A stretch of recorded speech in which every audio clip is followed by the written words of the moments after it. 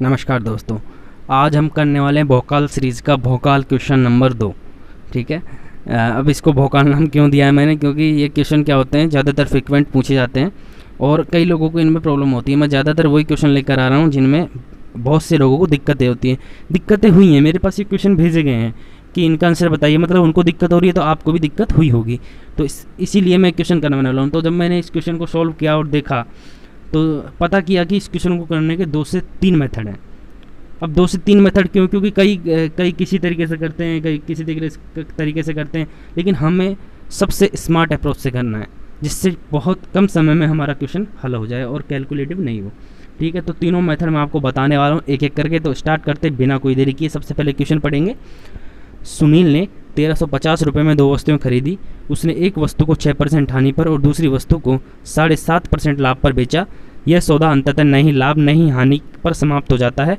दोनों वस्तुओं का क्रय मूल्य ज्ञात कीजिए। अब देखिए, शॉर्ट में बता दूं क्या कहा गया है क्वेश्चन में कि कोई सुनील नाम का कोई भाई लड़का है, इसने 1350 रुपये में 2 वस्तु खरीद ली हैं और वो क्या करता है, उनको बेचता है। भैया हमने खरीद तो लिया, बेचेंगे, थोड़ा बहुत पैसा कमाएंगे। तो उसने क्या किया, एक वस्तु को तो 6% हानि पर बेच दिया, दूसरी वस्तु को 7.5% लाभ पर बेच दिया और उसे ना तो 1 रुपये बचा ना ही 1 रुपये की हानि हुई। मतलब उसको कुछ भी नहीं बचा और कुछ भी उसको घाटा नहीं हुआ। 1350 रुपये में उसने वस्तु खरीदी और 1350 में उसने बेच दी। तो हमें दोनों का क्रय मूल्य बताना है, मतलब वस्तुओं का मूल्य क्या था दोनों का। ठीक है, ये आपके ऑप्शंस दिए गए, ऑप्शन भी आप देख सकते हैं। ठीक है, चलिए तो स्टार्ट करते हैं। फर्स्ट मेथड जिस प्रकार से टीचर्स कराते हैं यूट्यूब के ऊपर या फिर आप लोग करते हैं इस क्वेश्चन को, अगर आपने कहीं से कोचिंग वगैरह नहीं की या फिर कहीं से ढंग से पढ़ाई नहीं की तो आप किस प्रकार से इस क्वेश्चन को करते हैं। हर कोई देता है, तीनों मेथड से इसका आंसर आ जाता है, हर बच्चा इस क्वेश्चन को निकाल लेता है। लेकिन हमें सबसे स्मार्ट अप्रोच सीखना है ताकि इस क्वेश्चन को 30 सेकंड के अंदर कैसे करें हम लोग। ये 30 सेकंड का ही सवाल है और मेरे हिसाब से तो 30 सेकंड से कम का ही है, जल्दी ही हो जाता है। ठीक है, चलिए स्टार्ट करते हैं। फर्स्ट मेथड जिस प्रकार से आप लोग करते हो, लास्ट तक बने रहना क्योंकि लास्ट में स्मार्ट अप्रोच मैं आपको बताने वाला हूँ कैसे इस क्वेश्चन को करेंगे। ठीक है, स्टार्ट करते हैं। देखिए क्या करेंगे, सबसे पहले आप लोग क्या करते हो या फिर अभी तक जैसे पढ़ते आ रहे हो, क्या करेंगे कि एक जो वस्तु है उसको x मान लेते हो। क्या करते हो, x मान लेते हो। माना कि एक वस्तु x है, उसको वो 6% हानि पर बेच रहा है। क्वेश्चन में पढ़ा हमने, पहली वस्तु को 6% हानि पर बेचता है, मतलब 94 की बेचेगा अगर वस्तु 100 है। ये सब चीज़ें आपको आनी चाहिए अगर आप वाई ग्रुप की तैयारी कर रहे हो तो। और ज़्यादातर मैं वीडियो ऐसी लेकर आऊँ, इस तरीके से मेथड समझा रहा हूँ। मैं पूरे बेसिक से नहीं समझाऊंगा क्योंकि टाइम नहीं है इतना। अगर मैं पूरे बेसिक पे आ गया तो मतलब साल भर गुजर जानी है यार, इतना पूरा सिलेबस करते करते। ठीक है, तो चलिए दूसरी वस्तु, अब एक वस्तु हमने x मान ली तो दूसरी वस्तु क्या होगी, 1350 माइनस x होगी क्योंकि दोनों वस्तुओं का योग 1350 दे रखा है। अब एक वस्तु को 6% हानि पर उसने बेच दिया है, दूसरी वस्तु को 7.5% लाभ पर, है ना। तो 107.5% लाभ पर उसने बेचा। अगर 100 की वस्तु है तो 107.5 की उसने बेची। अब उसे क्या हुआ, दोनों को बेचने पर उसे न लाभ न हानि, मतलब 1350 की उसने वस्तु खरीदी थी और 1350 की उसने बेच दी। तो हमें किसका मान निकालना है, x और 1350 माइनस x का, दोनों वस्तुओं का क्रय मूल्य ज्ञात करना है। अब ये देखिए, देखने में बड़ा आसान लग रहा है सर, ठीक है कर देंगे इसको तो, लेकिन भाई टाइम कितना लगेगा आपको पता है। इसको गुना करके देखिए, 94x/100 प्लस, अब इसको गुना करिए 1350 गुना जो भी मल्टीपल इंटू 107.5 माइनस 107.5, मतलब इतना बड़ा लेंदी हो जाएगा ना ये, किसका जो कैलकुलेशन करते करते आपको 2 मिनट लग जाएंगी। और कहीं भी जरा सी मिस्टेक होगी दशमलव वगैरह में तो आपकी पूरी बैंड बच जानी है पूरे क्वेश्चन की, और आगे आने वाले क्वेश्चनों में भी दिमाग ख़राब आपका होने वाला है। ठीक है, तो इस तरीके से हमको ये रद्दीपना नहीं करना है, ये सब चीज़ अपन को नहीं करनी है। इसको मैं यहीं मिटा रहा हूँ क्योंकि बहुत ही ज़्यादा रद्दी हो जाता है। लेकिन आप अगर करना चाहो तो इससे भी कर सकते हो, आपका आंसर आ जाएगा। आप लोग खाली टाइम में कभी बैठ के इसको आंसर निकाल के देखना, कैलकुलेटर से निकाल लेना है, मल्टीपल वगैरह करके जैसे भी निकाल के देखना। इस जो ये 1 मिनट जो ये दे रखा है आपको, इसको मिटा देता हूँ नीचे वाले को, ऊपर वाला जो इक्वेशन बन रही है अपनी उसको रहने देता हूँ। ठीक है, हाँ, इस इक्वेशन को सोल्व करोगे तो आपका आंसर आ जाएगा। लेकिन इससे आपको एग्ज़ाम में नहीं करना है, फिर से बोल रहा हूँ, एग्ज़ाम में नहीं करना है, दिमाग ख़राब हो जाएगा। 2 से 3 मिनट आपके ले लेगा जो कि आपके 3-4 क्वेश्चनों को टाइम ख़राब कर देगा। इससे अच्छा आप 3-4 क्वेश्चन और एक्स्ट्रा कर सकते हो। ठीक है, तो ये हो गया पहला मेथड, जिस तरीके से आप लोग बेसिक मेथड एक तरह से ये जिस तरीके से आप लोग करते हो, या मैं भी पहले इस तरीके से करता था। ठीक है, चलिए इसको मिटा दूँ, रिमूव कर दूँ। चलिए अब सेकंड मेथड देखिए, मेथड कुछ नहीं है सेकंड में, ऑप्शन टेस्ट है। ऑप्शन टेस्ट का मतलब होता है हम लोग सीधा ऑप्शंस को उठाएं, क्या पता ये हो, तो आपकी थोड़ी आंखें धोखा नहीं खाएं, ये ध्यान रखना है। सबसे पहले ऑप्शंस को आप लोगों को देखना है, क्या पता ऑप्शन ही ऐसे हों कि आपका आंसर केवल ऑप्शन देखने पे निकल जाए, एक भी अक्षर आपको लिखना नहीं पड़े। कैसे निकलेगा, देखिए क्वेश्चन में पहले ही कहा गया है कि 1350 में उसने वस्तुएं खरीदी और दोनों को कुछ हानि और कुछ लाभ पर बेचा, तो उसे कुछ भी फायदा या नुकसान नहीं हुआ। तो मतलब 1350 में उसने खरीदी और 1350 में बेच दी, तो मतलब पहले भी 1350 योग था वस्तुओं का, बाद में भी 1350 होगा। तो ऑप्शन में देख लीजिए भाई किसका 1350 है, क्या पता एक ही ऑप्शन का 1350 हो, बाकी सब अलग हो, तो वो अपने आप ऐसे हो जाएगा। 800, ये देखिए क्या दे रखा है, 850 और 775। भाई 800 700 तो 1500 योग हो रहा है इनका, तो ये तो ऑप्शन हो ही नहीं सकता, कोई 1350 में खरीदी 1350 में बेचेगा, तो ये तो बिल्कुल ही गलत हो गया। दूसरा देखिए 800 700 फिर 1500 हो जाएंगे, तो ये भी ऑप्शन गलत हो गया अपना। तीसरा देखिए 750 और 600, ये 1350 मिल रहे हैं, ये सही हो सकता है, ठीक है। और यहाँ पर 775 और 650, तो 700 और 650 1350, फिर 15 भी ज़्यादा है इसमें, 75 ज़्यादा है, तो ये भी ऑप्शन गलत हो गया। तो आपका आ गया आंसर ऑप्शन नंबर 3, ठीक है। तो इस प्रकार से भी आप लोगों को ध्यान रखना है, ये सबसे अच्छा मेथड है। लेकिन एक चीज़ याद रखिए, एग्जामिनर पागल नहीं है। ये क्वेश्चन जिसने भी सेट किया है उसने शायद ये ध्यान नहीं दिया कि हमें ऑप्शंस का जो योग है वो 1350 रखना चाहिए था। एग्जामिनर आपको ऐसा क्वेश्चन नहीं देगा, और भूल से दे दिया तो आपकी किस्मत अच्छी हो, फिर भी एक बार ऑप्शंस पर आप नज़र डाल लीजिएगा, ठीक है। तो ये सब चीज़ें आपको ध्यान रखनी है। सेकंड मेथड था, और अब थर्ड मेथड जो कि स्मार्ट अप्रोच है, उस पर आपको बहुत ज़्यादा फोकस करना है, समझना है कैसे करेंगे। उससे पहले आपको एक छोटी सी चीज़ मैं समझाने वाला हूँ, उस चीज़ पर ध्यान देना है, ठीक है। चलिए स्टार्ट करते हैं। इसको हम नाम देंगे स्मार्ट अप्रोच, ठीक है। यहाँ पर लिख देता हूँ अच्छे अच्छे अक्षरों में। इसको क्या बोलेंगे हम लोग, स्मार्ट अप्रोच बेटा, स्मार्ट, एक मिनट, अप्रोच किसे लिखते हैं यार, स्मार्ट अप्रोच, कुछ कैपिटल में हो गया, कुछ स्मॉल में हो गया, चलो ठीक है जो भी है ना। क्या बोलते हैं इसको, स्मार्ट अप्रोच। स्मार्ट अप्रोच का मतलब है जिससे जल्दी से जल्दी आंसर आ जाए, ठीक है। स्टार्ट करते हैं। सबसे पहले कुछ चीज़ आपको समझनी होंगी, देखिए धीरे धीरे समझाऊंगा आपको, लास्ट तक लेके जाऊंगा, लेकिन एक बार इस मेथड को समझ लोगे तो कहीं भी नहीं बोलने वाले आप लोग, ठीक है। चलिए स्टार्ट करें। देखिए पहली वैल्यू क्या दे रखी है, 6%। परसेंटेज जो वैल्यू दे रखी है उन पर फोकस करना है, बाकी सब चीज़ें आप लोग छोड़ दीजिए। सबसे पहले क्या दे रखा है, 6%, मतलब उसको लॉस हुआ है, 6% लॉस हुआ है। 6% का मतलब इसको फ्रैक्शन में बदलेंगे तो 100 से भाग देते हैं, ठीक है। तो ये कट जाएगा तो क्या हो जाएगा, 3/50, है ना। अब इसको डायरेक्ट सीधा ऐसे कैसे लिख दें, 3/50 लिख दें इसको सीधा, इसको मिटा देते हैं, सीधा 3/50 लिख देते हैं आपको समझाने के लिए काट पीट की, ठीक है। तो 6% का मतलब हो गया 3/50। ये चीज़ आपको समझ आ गई कि 6% का मतलब 3/50 क्या हुआ। अब समझने वाली चीज़ देखिए, समझने वाली चीज़ ये है कि जो ये 50 है ये ओरिजिनल वैल्यू होती है। क्या ये जो 50 दे रखा है ये ओरिजिनल वैल्यू है, क्या है, 50 जो दे रखा है वो ओरिजिनल वैल्यू है। ध्यान से सुने, अब 50 का जो 6% होता है, 50 का जो 6% होता है वो 3 होता है, ठीक है। 50 का 6% जो होगा हमेशा 3 होगा, आप लोग निकाल के देख लीजिए।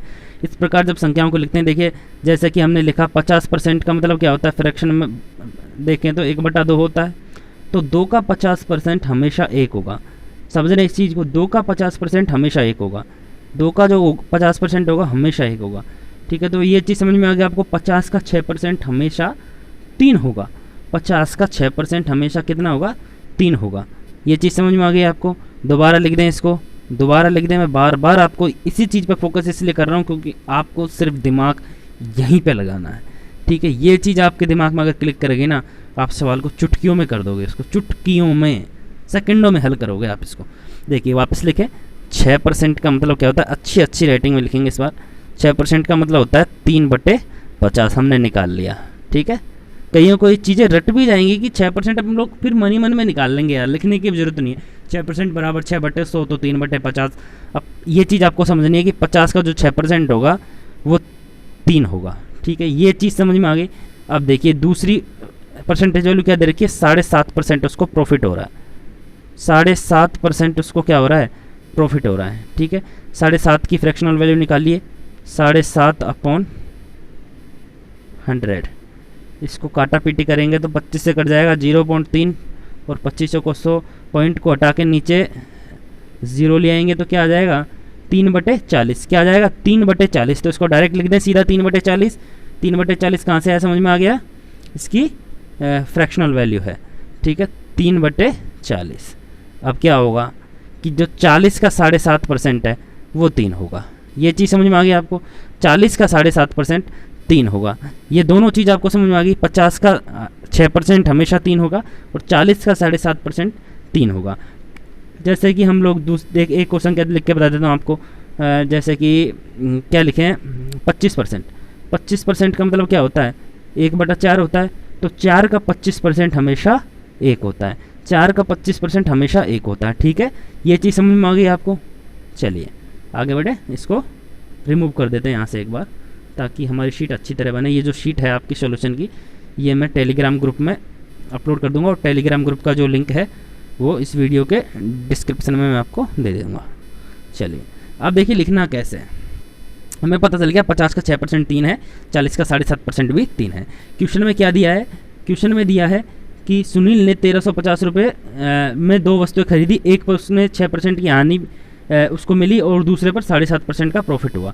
ठीक है, तो अब देखिए मान लीजिए वो संख्याएं क्या हैं, वो जो 1350 की जो 2 वस्तुएं हैं उनकी वैल्यू क्या है। तो एक को मान लीजिए 50 है, भाई जिस पर 6% की हानि हुई है वो 50 है, क्योंकि तभी तो हम निकाल पाएंगे, कि तभी तो ये चीज़, इसका निकालने का उद्देश्य क्या है, पर्पस क्या है, इस यही पर्पस है कि 50 को हम ओरिजिनल वैल्यू मान लेंगे।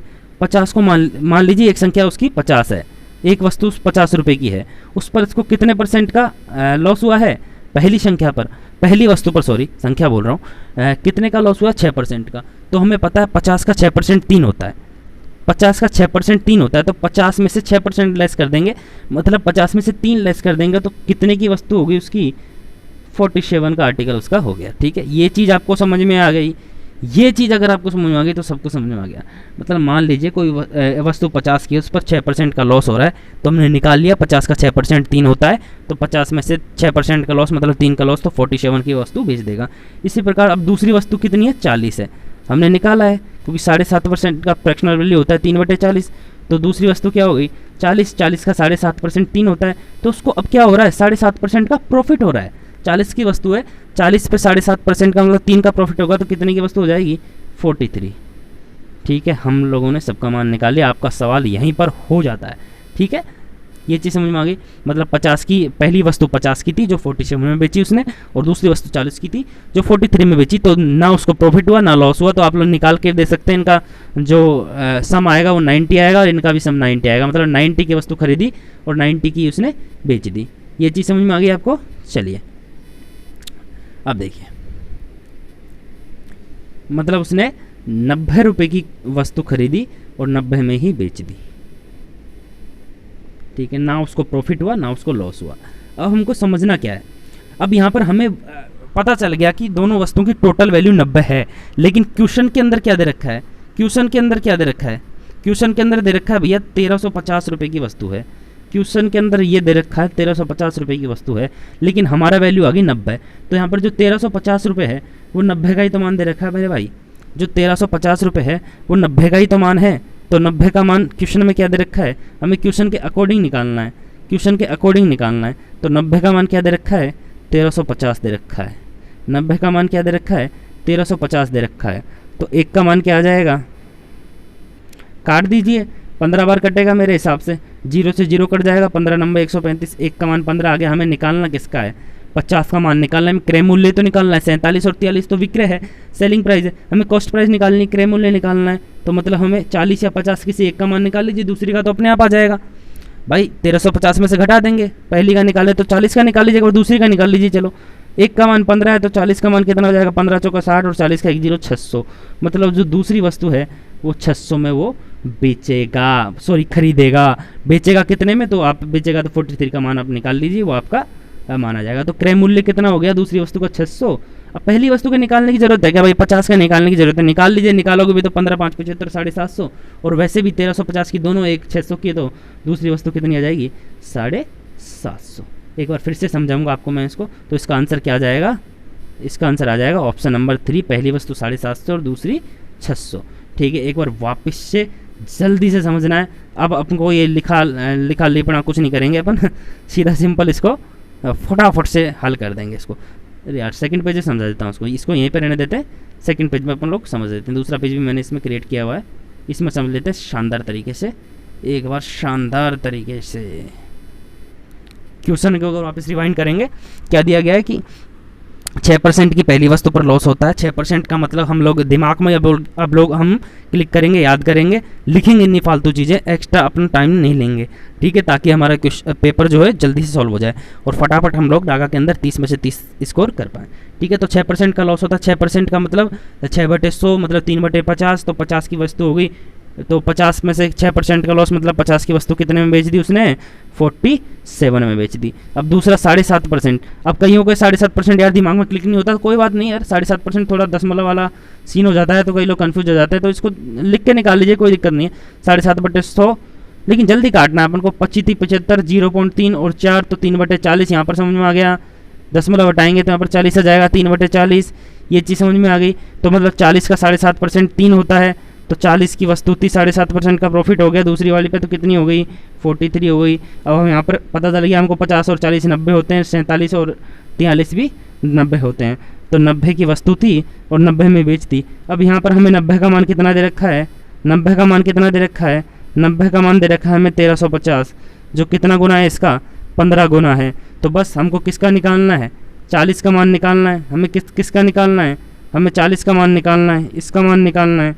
तो 40 का भी 15 गुना कर दीजिए, 40 का भी 15 गुना कर दीजिए मेरे भाई, 40 का 15 गुना करोगे तो 600। सेकंड वाली वस्तु 600 आ गई, तो फर्स्ट वाली वस्तु कितने की हो जाएगी, 750 की। आप लोगों को कंसेप्ट समझ में आया नहीं आया, कमेंट करके आप लोगों को बताना है। क्वेश्चन देखिए कितना ईजी था, ठीक है। अगर ऑप्शंस आपके ये होते तो आप देखिए इसको सोल्यूशन करने की जरूरत नहीं थी, सीधा आप इसका सम करके देख लेते, क्योंकि दोनों का योग शुरू में दे रखा है 1350 और ऑप्शन 3 का ही 1350 योग आ रहा है अपना, बाकी सब गलत है, ठीक है।